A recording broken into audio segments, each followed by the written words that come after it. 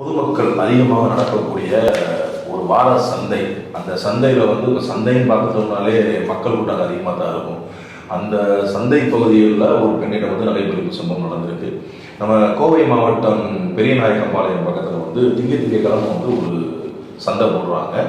அந்த சந்தையில் வந்து விவசாயிகள் வந்து என்ன பண்ணுறாங்க அப்படின்னா, அவங்க விவசாயம் பண்ணக்கூடிய பொருட்கள், காய்கறிகள் இதெல்லாம் வந்து அந்த சந்தையில் வந்து விற்பனை செய்கிறாங்க. ஸோ அந்த டயத்தில் வந்து பொதுமக்களும் வந்து நிறைய வந்து அந்த காய்கறிகளும் அந்த விவசாய சம்பந்தப்பட்ட பொருட்களும் வாங்கிட்டு போது வழக்கம். இதில் வந்து இப்போது கடந்த 17ஆம் தேதி வந்து நம்ம அந்த வார சந்தை வந்து நடந்திருக்கு. அங்கே வந்து பார்த்தோம் அப்படின்னா, சுகந்தி அப்படின்னு சொல்லி ஒரு பெண்மணி, அவங்க வயது 32. செய்தித்தாளுக்காக வந்து அந்த சுகந்தின்ற பேர் மட்டும் மாற்றிருக்காங்க. ஆனால் அவங்களுடைய பேர் வந்து இயல் பேர் வந்து வேறு. அவங்க வந்து நடந்து காய்கறி வாங்கிக்கிட்டு இருக்கும்போதே ஒரு மர்ம நபர் என்ன பண்ணியிருக்காங்கன்னா, செயினை அறுத்துட்டு ஓடி இருக்காங்க. ஸோ சந்தையில் வந்து திருடன் வந்து அந்த அம்மா கத்திருக்காங்க. இருந்தாலும் வந்து என்ன அப்படின்னா, கடைக்குள்ளே புகுந்து அந்த மாதிரி வந்து அவர் தப்பிச்சு கடைக்குள்ளே ஓடி போட்டு தலைமறைவாயிட்டாரு. இது எதனால் அப்படின்னு சொல்லி வந்து நம்ம கிராம பொதுமக்கள் அங்கே இருக்கக்கூடிய கேட்டோம் அப்படின்னா, இதுக்கு முன்னாடி இது மாதிரி சம்பவங்கள் அந்த வார சந்தையில் மட்டும்தான் நடந்து வந்துட்டு இருக்கு. எப்படி அப்படின்னா, மோட்டார் பைக்கு திருடப்படுற சம்பவம், செயின் வந்து திருடுற சம்பவம், இந்த மாதிரி நிறைய நடந்திருக்கு. ஏன் அப்படின்னு பார்த்தோம் அப்படின்னா, அந்த சந்தையுடைய அமைப்புன்னு பார்த்தோம் அப்படின்னாலே நடுவில் ரோடும் 2 பக்கமும் கடையும் அந்த மாதிரி தான் வந்து இருந்திருக்கு. இந்த மாதிரி இருந்திருந்தா கூட வந்து அந்த மேக்ஸிமம் அந்த திருடம் தவிர்த்திருக்கலாம். இது அப்படின்னா நடக்கிற பாதையிலே வந்து நம்ம விவசாய பெருமக்கள் அந்த கடை போகணுன்றதுனால நடைபாதையிலேயே வந்து கடையை ஆக்கிரமிச்சு வச்சிருக்காங்க.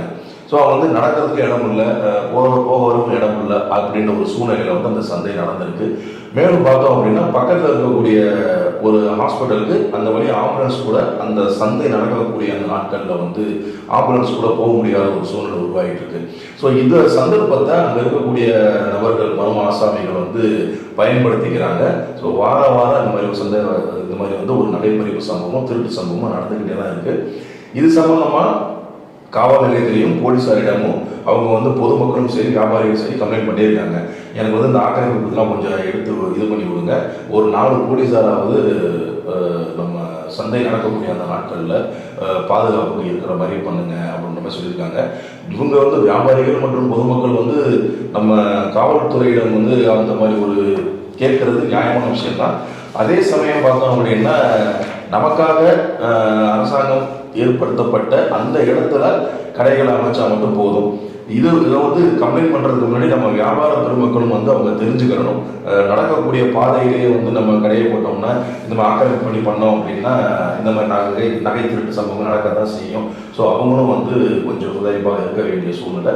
மேலும் வந்து பார்த்தோம் அப்படின்னா, அந்த செயின் பறித்த அந்த நபர் இன்னமும் பிடிபடலை. அது ஒரு முக்கியமான விஷயம். ஸோ நம்ம தொழில் சார்ந்த உறுப்பினர்கள் கோவை மாவட்டம் பெரியநாயக்கம்பாளையம் சரௌண்டிங்கும் சரி, பக்கத்து பெரிய பெரிய ஊர்களிலும் சரி, இந்த நகை சம்பந்தப்பட்ட பொருட்களை வந்து எடுத்துட்டு விற்கவோ அடகு வைக்கவோ வந்தால் உரிய விசாரணை இல்லாமல் அந்த நகையோ அடகு வைக்கவோ விற்பனை செய்யவோ செய்ய வேண்டாம் என்பது இந்த செய்தி வாயிலாக உங்களுக்கு தெரியும்.